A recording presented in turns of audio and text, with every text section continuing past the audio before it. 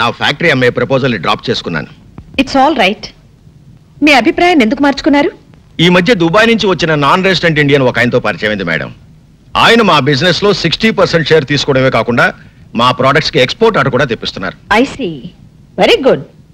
నేను కూడా మీ ఫ్యాక్టరీ కొని అదే చేయాలనుకున్నాను.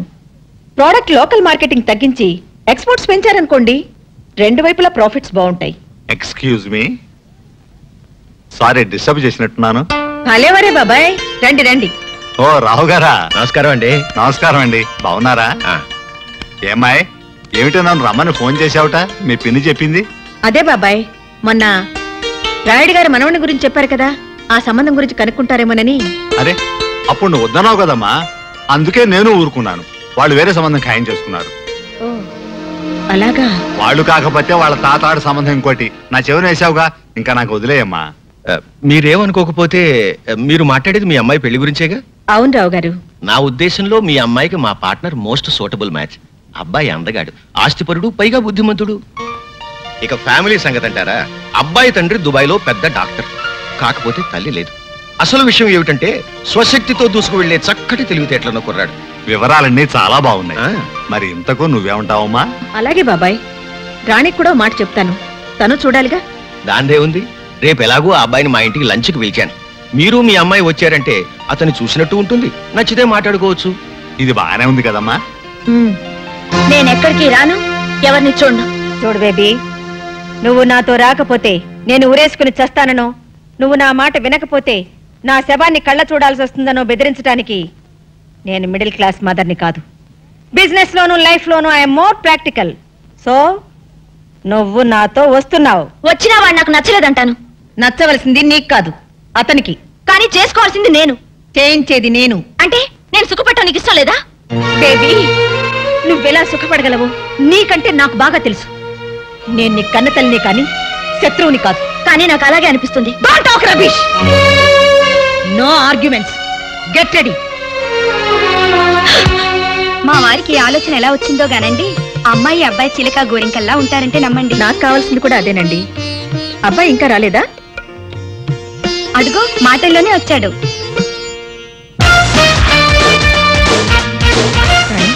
అటు చూడు, అతను కొంచెం మాధవ్లా లేడు. లేడు లేడు అడ్డమైన ప్రతివాడు మాధవ్లా ఎందుకుంటాడు? మాధవ్లా ఉన్నాడని చెప్పి నన్ను మాయ చేసి ఆ పిల్లి కట్టం వాడికిచ్చి పెళ్లి చేద్దామని చూస్తున్నావేమో. నేనేం పసిపిల్లని కాదు. ఎవడు మాధవో ఎవడు కాదో నాకు బాగా తెలుసు. హలో వివేక్. హలో, కూర్చో. Thank you. ఈవిడ ప్రమీలాదేవి గారిని పెద్ద ఇండస్ట్రియలిస్ట్. నమస్కారం అండి. నమస్తే. ఈ అమ్మాయి వారమ్మాయి, పేరు Rani. Sweet. Hello. Hello. How are you? How are you అని అమ్మాయిని అడుగుతావు ఏమిటి వివేక్? హౌ ఈజ్ షీ అనేది నువ్వు చెప్పాలి. Oh, she is fine uncle. Anyway I'm sorry aunty, దారిలో ట్రాఫిక్ జామ్ అవటం వల్ల 2 minutes లేట్ అయింది. It's okay. చూడు బాబు, ఒక మనిషి సక్సెస్ కి పంక్చువాలిటీ, ప్లానింగ్ చాలా ముఖ్యమని నా అభిప్రాయం. You are right aunty. గడిచిన నిన్న అనేది క్యాన్సిల్ చెక్ అయితే రేపు అనేది ప్రామిసరీ నోట్, ఈ రోజు అనేది రెడీ క్యాష్. అందుకే టైం మేనేజ్మెంట్ లో టుడే అన్నది చాలా ఇంపార్టెంట్ అన్నాడు రాక్ ఫెల్లర్. ఇంత చిన్న వయసులో బిజినెస్ గురించి ఇంత లోతుగా ఆలోచించే నిన్ను చూస్తుంటే నాకు ఆనందంగానూ ఆశ్చర్యంగానూ ఉంది. మీతో పోలిస్తే నాలెడ్జ్ లో నేను చాలా చిన్నవాడిని ఆంటీ. బాగుంది. మీ ఇద్దరు ఇలా ఒకరినొకరు అభినందించుకోవడం చూస్తే నాకు ఆనందంగానే ఉంది. ప్రమీలాదేవి గారు, మా ఇల్లు చూడకూడదు ఒకసారి? ఓ yes. నువ్వు కూర్చోమ్మా, వివేక్ కంపెనీ ఇవ్వు. రండి.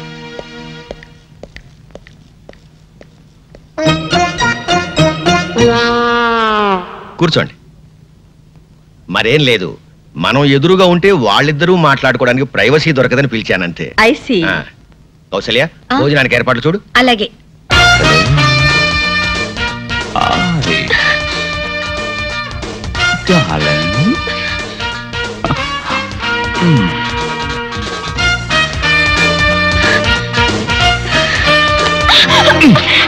అందుకే నిన్ను తింగర్ బుచ్చి అనేది. ఏమిటిది? ఇదంతా ప్లాన్లే, అదంతా తర్వాత చెప్తాను కానీ ముందు అలా కూర్చో. కూర్చో కూర్చో కూర్చో కూర్చో. ఇదిగో, నేనెవరో తెలియనట్టు, నేనంటే నీకు ఇష్టం లేనట్టు మీ అమ్మ దగ్గర తెగ రెచ్చిపోవాలి, అర్థమైందా? అలా చేయాలంటే నువ్వు పని చేయాలి. ఏం చేయాలి? నాకు ముద్దు పెట్టాలి. అబ్బాయి నచ్చాడండి. అయినా పెళ్లి విషయం నేను మాట్లాడితే ఏం బాగుంటుంది? అన్ని విషయాలు మీరే మాట్లాడి అతనికి కూడా నచ్చితే వెంటనే పెళ్లి జరిపిద్దాం. అలాగే.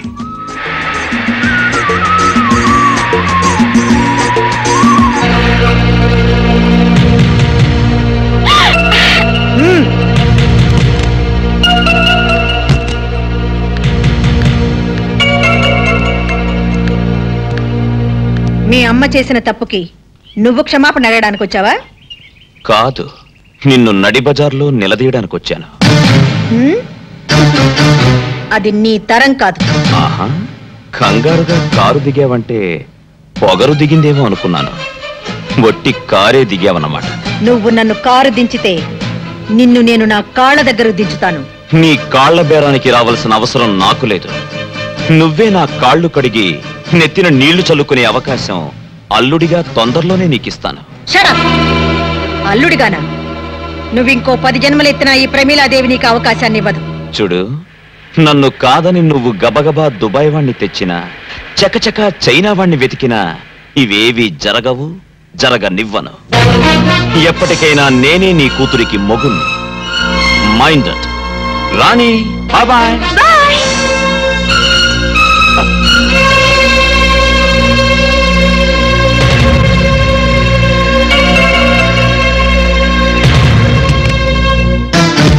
సుమిత్ర, నేనేమిటో తెలిసి కూడా నువ్వు నా మీద ప్రయోగాలు చేస్తే నీ కొడుకు నీకు దక్కడు. నడి రోడ్డు మీద నీ కొడుకు నన్ను నిలదీయడం, అదిరించి బెదిరించి అల్లుడు కావాలనుకోవడం నీ ఆలోచన అయితే అర్జెంటుగా నీ పద్ధతి మార్చుకోవడం మంచిది. లేకుంటే ఈ ప్రమీలాదేవి పరపతి ఏంటో ప్రాక్టికల్ గా చూడాల్సి ఉంటుంది.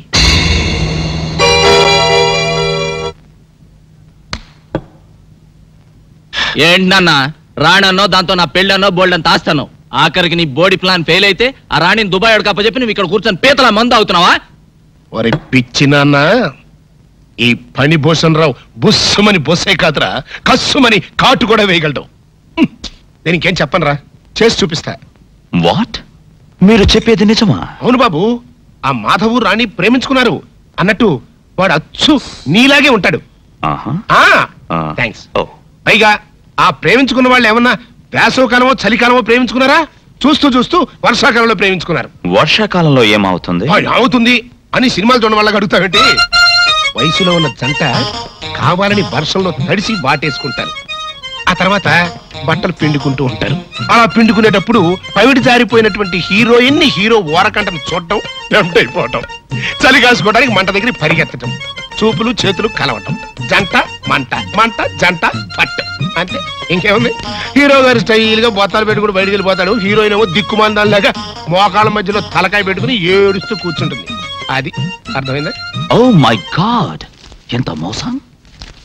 నా భార్య గుణవంతురాలై ఉండాలని కోరుకున్నాను, కానీ ఆస్తిపరురాలై ఉండాలని కాదు. అసలు నాకెందుకండి డబ్బు? దుబాయ్ లో ఉన్న డబ్బు ఏం చేయాలో తెలియక ఇండియాలో ఫ్యాక్టరీలు కొంటున్నాను.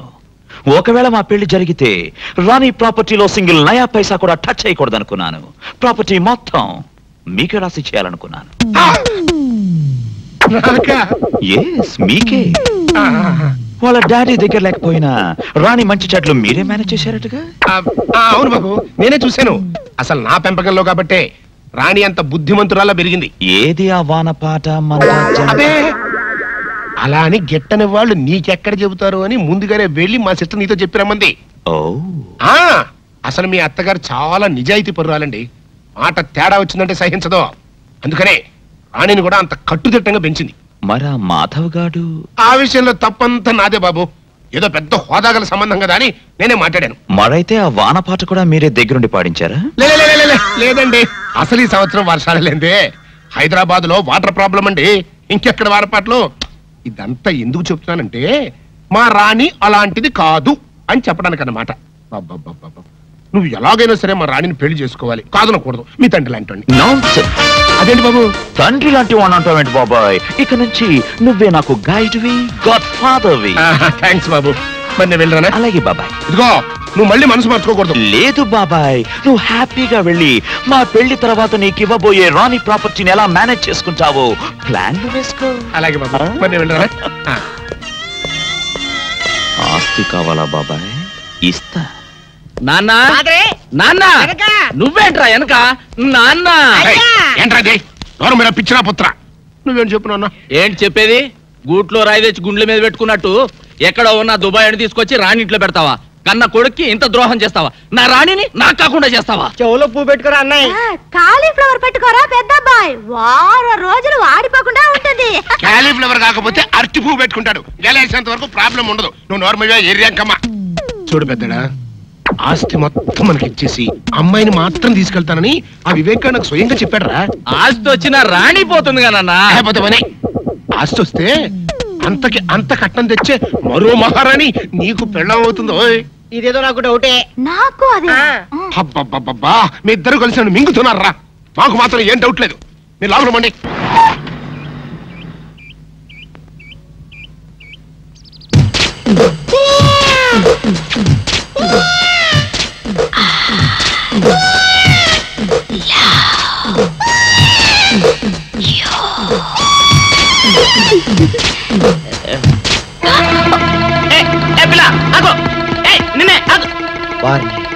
దొరికినట్టు దొరికి జారిపోయిందే. పాపా దొరికిపోయావు.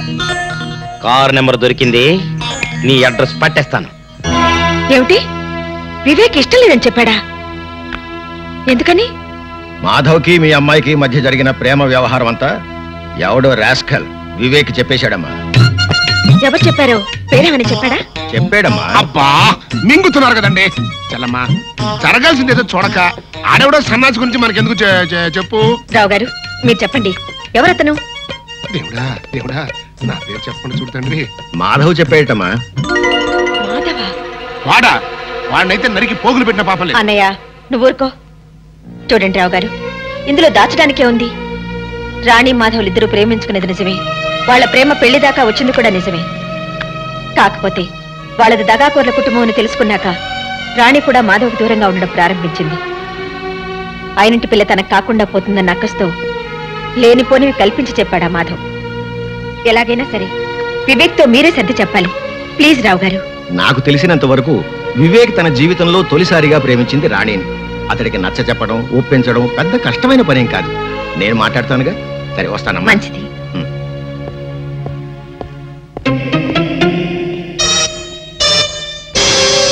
ఏంటి చెల్లమ్మా ఆలోచిస్తున్నావు?